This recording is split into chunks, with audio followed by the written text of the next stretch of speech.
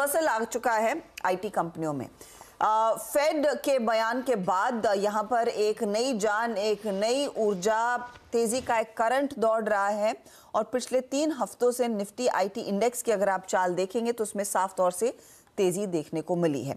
अब इसकी एनालिसिस हमने कल भी की थी, आज भी जारी रहेगी, लेकिन क्लियरली इस पर्टिकुलर निफ्टी आईटी के चार्ट पर अगर आप देखेंगे तो ब्रेकआउट देखने को मिला है। हमारे साथ नुवामा इंस्टीट्यूशनल इक्विटीज के डायरेक्टर मानव चोपड़ा जुड़ गए हैं, जो चार्ट्स को काफी क्लोजली पढ़ते हैं।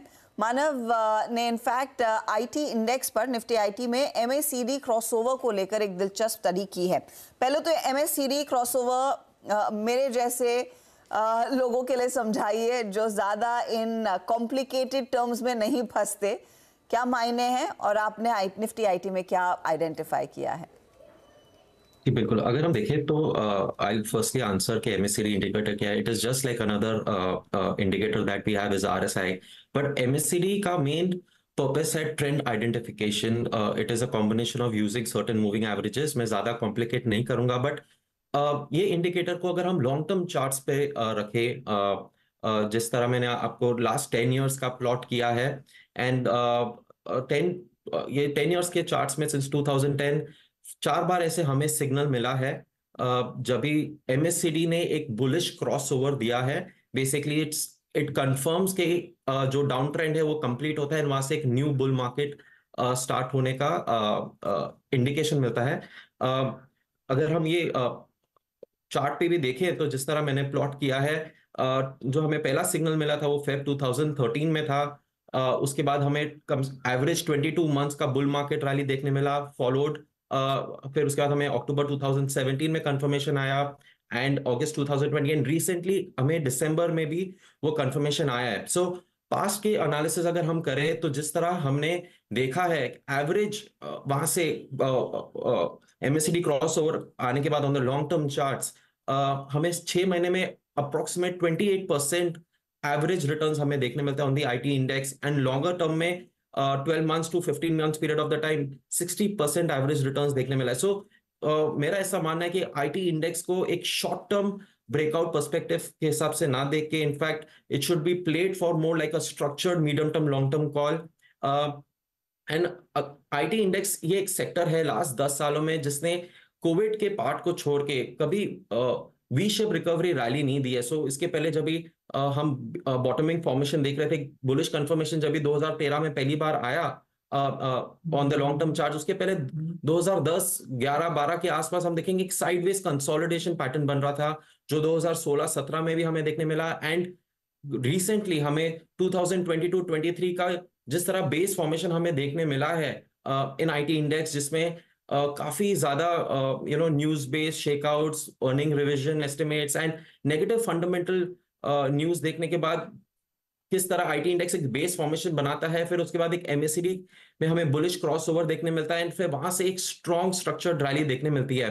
सो साइक्लिकली ये भी जानना बहुत जरूरी है कि ये जब भी कंफर्मेशन आया उसके पास्ट में आईटी इंडेक्स ने एवरेज अगर हम देखें तो लास्ट 4 करेक्शन पीरियड जो हमने इंटरमीडिएट करेक्शंस देखे हैं वो अप्रोक्सीमेट 30 से 33% के आसपास वो करेक्शन फेज कंप्लीट होता है। So to sum it up, IT index का साइक्लिकली करेक्शन फेज 33% के आसपास कंप्लीट होता है, then there is a base formation of 1.5 years, फिर एमएससीडी क्रॉसओवर आता है and from there we see an average structured bull market rally of 12 to 15 months।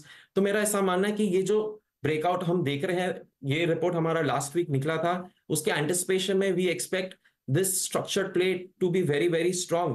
But एक important बात जो मैं बताना चाहूंगा कि there is a consensus underweight for IT across all the domestic institutions, and with this consensus underweight being across and जिस तरह का FIs का 3 साल में underweight रहा है in terms of selling outflows, I think a good amount of inflows will start coming into this sector.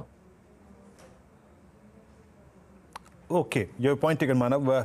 अब एक काम करते हैं, इंडेक्स की बात हो गई, अब अगर मुझे इसको स्टॉक्स पे ट्रांसलेट करके बात करना हो, आप जब ये टिप्पणी कर रहे हैं निफ्टी आईटी को लेकर, इससे पहले निफ्टी आईटी चल भी चुका है लेकिन उससे ज़्यादा कहीं ज़्यादा चल चुका है with in the IT mid cap IT. अगर मैं कहूँ कि इस चार्ट की स्ट्रेंथ को प्ले करने के लिए मुझे अगर फोकस करना है तो किन स्टॉक्स पर फोकस करूँ?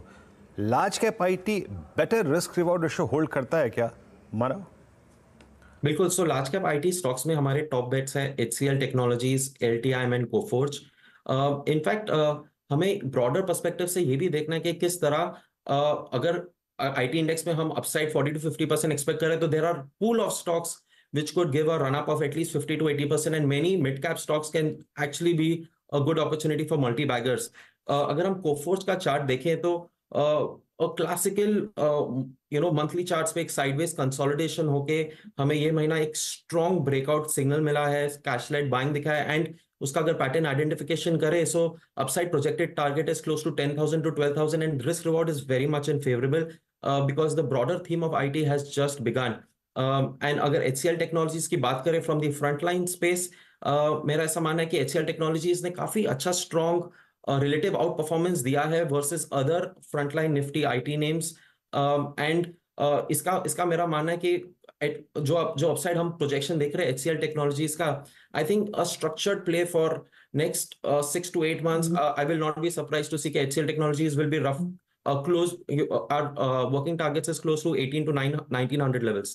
So these are my top bets from the IT sector, and from the mid cap. What the other name that we like is Tata Elxsi. अगर टाटा एलेक्सी का भी हम देखें तो स्ट्रक्चर काफी अच्छा बना है, अक्यूमुलेशन पैटर्न्स हमने देखे हैं, एंड टाटा एलेक्सी का previous all time high from current levels is also 15% away, and हमारा अपसाइड टारगेट 30% का है उस पर। ओके चलिए, अच्छा मानव बहुत बहुत शुक्रिया, आप इस कार्यक्रम में शामिल हुए, और आई थिंक निफ्टी आईटी को लेकर जो आपकी ये फाइंडिंग्स थी स्पेशली MACD के आधार पर, और उसको ट्रांसलेट करते हुए जो आपने स्टॉक फ्यूचर्स पर टिप्पणी करी, बहुत बहुत शुक्रिया मानव। और निकट भविष्य में आपसे एक बार फिर से स्टॉक स्पेसिफिक होकर बातचीत करेंगे। बहुत बहुत शुक्रिया आपका इस कार्यक्रम में शामिल होने के लिए। और इस बीच निफ्टी डे हाई पर 21,346 और बैंक